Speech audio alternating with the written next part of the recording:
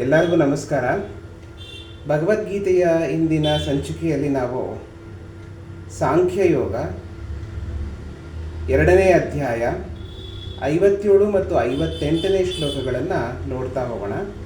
ಹಿಂದೆ ನಾನು ಹೇಳಿದ್ದೆ, ಅರ್ಜುನ ಶ್ರೀಕೃಷ್ಣನ ಕೇಳ್ತಾನೆ, ಸ್ಥಿತಪ್ರಜ್ಞನ ಭಾಷೆ ಏನು, ಸ್ಥಿತಪ್ರಜ್ಞ ನೋಡೋಕ್ಕೆ ಹೇಗಿರ್ತಾನೆ, ಅವನ ಕೆಲಸಗಳು ಹೇಗಿರುತ್ತೆ, ಅವನ ನಡವಳಿಕೆಗಳು ಹೇಗಿರುತ್ತೆ ಅಂತ ಶ್ರೀಕೃಷ್ಣನನ್ನು ಅರ್ಜುನ ಕೇಳ್ತಾನೆ. ಸ್ಥಿತಪ್ರಜ್ಞ ಅಂದರೆ ಯಾರು ಅಂತ ಅದರ ಬಗ್ಗೆ ಶ್ರೀಕೃಷ್ಣ ಹೇಳ್ತಾ ಸ್ಥಿತಪ್ರಜ್ಞನ ಲಕ್ಷಣಗಳನ್ನು, ಗುಣಲಕ್ಷಣಗಳನ್ನು ಹೇಳ್ತಾ ಇದ್ದಾನೆ. ಅದೇ 57ನೇ ಶ್ಲೋಕದಲ್ಲಿ ಯಃ ಸರ್ವತ್ರ ನಾಭಿ ಸ್ನೇಹ ತತ್ ಪ್ರಾಪ್ಯ ಶುಭಾಶುಭಂ ನಾಭಿನಂದಂತಿ ನ ದ್ವೇಷ್ಟಿ ತಸ್ಯ ಪ್ರಜ್ಞಾ ಪ್ರತಿಷ್ಠಿತ ಅಂತ ಶ್ರೀಕೃಷ್ಣ ಹೇಳ್ತಾನೆ. ಅಂದರೆ ಎಲ್ಲಾನು ಸರ್ವತ್ರ ನಾಭಿ ಸ್ನೇಹ ತತ್ಪ್ರಾಪ್ಯ ಶುಭಾಶುಭಂ, ಎಲ್ಲಾನು ಒಂದೇ ಥರ ತಗೋತಾನೆ, ಶುಭಾಶುಭಗಳನ್ನು ಒಂದೇ ರೀತಿಯಲ್ಲಿ ಸ್ವೀಕರಿಸ್ತಾನೆ, ಫಲ ಅಫಲಗಳನ್ನು ಒಂದೇ ರೀತಿಯಾಗಿ ಸ್ವೀಕರಿಸ್ತಾನೆ, ಅವನು ಎಲ್ಲವನ್ನ ಒಂದೇ ರೀತಿಯಲ್ಲಿ ನೋಡ್ತಾನೆ. ತುಂಬ ಶುಭ ಆಯಿತು ಅಂದರೆ ಖುಷಿ ಪಡೋದಾಗಲಿ, ಅಶುಭ ಆಯಿತು ಅಂದರೆ ತುಂಬ ದುಃಖ ಪಡೋದಾಗಲಿ ಮಾಡಲ್ಲ, ಎಲ್ಲವನ್ನ ಒಂದೇ ರೀತಿಯಲ್ಲಿ ಸ್ವೀಕರಿಸ್ತಾನೆ. ಅಂದರೆ ಅವನು ಈ ಪ್ರಪಂಚದಲ್ಲೇ ಇರಲ್ವಾ, ಕಾಡಿಗೆ ಹೋಗ್ಬಿಟ್ಟಿರ್ತಾನ ಅಂತ ಕ್ವಶನ್ಗಳು ಬರುತ್ತೆ. ಹಾಗಲ್ಲ, ಅಂದರೆ ಈ ಪ್ರಪಂಚದಲ್ಲಿ ಇದ್ರೂ ಈ ಪ್ರಪಂಚದ ಒಂದು ವಾಸನೆಯನ್ನು ಮೈಗೆ ಹತ್ತಿಸಿಕೊಳ್ಳಲ್ಲ, ಅದರ ಹೊರತಾಗಿ ಇವನು ಇರ್ತಾನೆ ಅಂತ ಶ್ರೀಕೃಷ್ಣ ಹೇಳ್ತಾನೆ.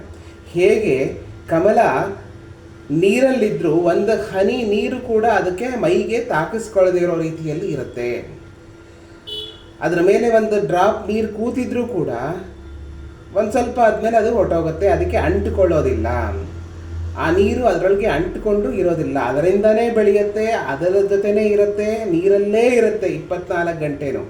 ಆದರೆ ಅದನ್ನು ಅದರ ಮೈಗೆ ಹಚ್ಚಿಕೊಳ್ಳಲ್ಲ, ಆ ಥರ ಇರ್ತಾನೆ ಸ್ಥಿತಪ್ರಜ್ಞ ಅಂತ ಹೇಳ್ತಾನೆ. ಯಾವುದನ್ನು ದ್ವೇಷ ಮಾಡಲ್ಲ, ಯಾವುದನ್ನು ಅತಿಯಾಗಿ ಪ್ರೀತಿಸಲ್ಲ.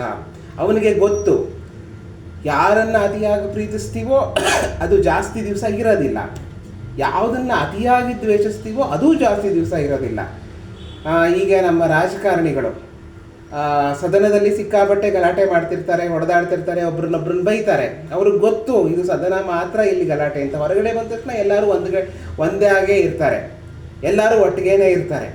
ಹಾಗೇ ಒಂದು ಉದಾಹರಣೆ ಕೊಟ್ಟೆ ಅಷ್ಟೇ.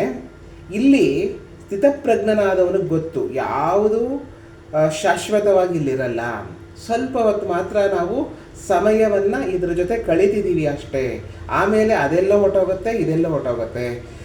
ಟ್ರೈನ್ ಥರ, ಟ್ರೈನಲ್ಲಿ ಯಾರೋ ಹತ್ಕೊಂಡಾಗ ಯಾರೋ ಒಬ್ಬರು ಪ್ಯಾಸೆಂಜರ್ಸು ಸಹ ಪ್ರಯಾಣಿಕರು ಪರಿಚಯ ಆಗ್ತಾರೆ, ಆ ಪರಿಚಯ ಒಂದು ಸ್ವಲ್ಪ ಸ್ನೇಹ ಆಗತ್ತೆ. ಆದರೆ ಅವ್ರ ನಿಲ್ದಾಣ ಬಂದ ತಕ್ಷಣವೇ ಅವರು ಇಳಿದು ಹೊಟ್ಟೋಗ್ತಾರೆ, ಅಷ್ಟೇ ನಮ್ಮ ಸಂಬಂಧಗಳಿರೋದು. ಮುಂದೆ ಇನ್ಯಾರೋ ಒಬ್ಬರು ಸ್ನೇಹ ಆಗತ್ತೆ, ಅವ್ರ ಜೊತೆ ಜಗಳ ಆಗ್ಬೋದು, ಜಗಳ ಆಗಿ ಅವ್ರ ನಿಲ್ದಾಣ ಬಂದ ತಕ್ಷಣ ಅವ್ರು ಹೊಟ್ಟೋಗ್ತಾರೆ.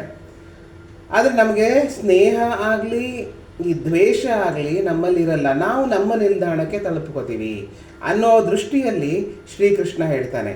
ಯಾರು ಒಂದೇ ಥರ ಇರ್ತಾರೆ, ಯಾರು ಅವನ್ನ ಸ್ಥಿತಪ್ರಜ್ಞ ಅಂತ ಹೇಳ್ತಾರೆ.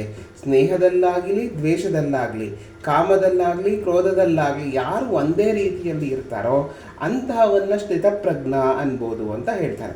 ಅದನ್ನೇ 58ನೇ ಶ್ಲೋಕದಲ್ಲಿ ಬರ್ತಾ ಹೇಳ್ತಾನೆ, ಯದಾ ಸಂಹರತೆ ಛಾಯಂ ಕೂರ್ಮಾಂಗಾನೀವ ಸರ್ವಶಃ ಇಂದ್ರಿಯಾಣಿಂದ್ರಿಯಾರ್ಥೇಭ್ಯ ತಸ್ಯ ಪ್ರಜ್ಞಾ ಪ್ರತಿಷ್ಠಿತಃ ಅಂತ ಹೇಳ್ತಾನೆ. ಅಂದರೆ ಇಲ್ಲಿ ಒಂದು ಉದಾಹರಣೆ ಕೊಡ್ತಾನೆ. ಸ್ಥಿತಪ್ರಜ್ಞನಾದವನು ಹೇಗಿರ್ತಾನೆ ಅಂದರೆ ಆಮೆಯ ರೀತಿಯಲ್ಲಿ ಇರ್ತಾನೆ.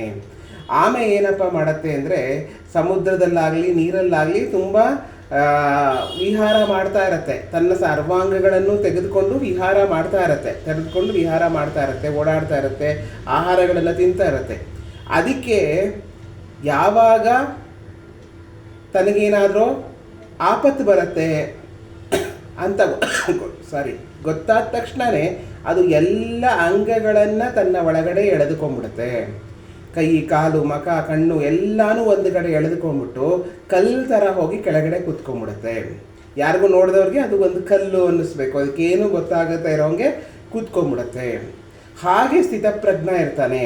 ಅವನಿಗೆ ಈ ಇಂದ್ರಿಯಗಳಿಂದ ಏನಾದರೂ ಪ್ರಪಂಚದಲ್ಲೇ ಆ ಇಂದ್ರಿಯ ಸುಖಗಳನ್ನೆಲ್ಲ ತೆಗೆದುಕೊಂಡು ವಿಹಾರ ಮಾಡ್ತಾ ಇದ್ರೂ ಕೂಡ ತನ್ನ ಆತ್ಮಕ್ಕೆ ಏನಾದರೂ ತೊಂದರೆ ಆಗ್ತಾ ಇದೆ ಅಂತ ಗೊತ್ತಾದರೆ, ಅದರಿಂದ ಇಂದ್ರಿಯ ಸುಖಗಳಿಂದ ತೊಂದರೆ ಆಗ್ತಾ ಇದೆ ಅಂತ ಗೊತ್ತಾದರೆ, ಆ ಇಂದ್ರಿಯಗಳನ್ನೆಲ್ಲ ಒಳಗಡೆ ಸೆಳೆದುಕೊಂಡು ಒಂದು ಕಲ್ಲು ಬಂಡೆ ಹಾಗೆ ಕೂತ್ಕೊಂಡ್ಬಿಡ್ತಾನೆ.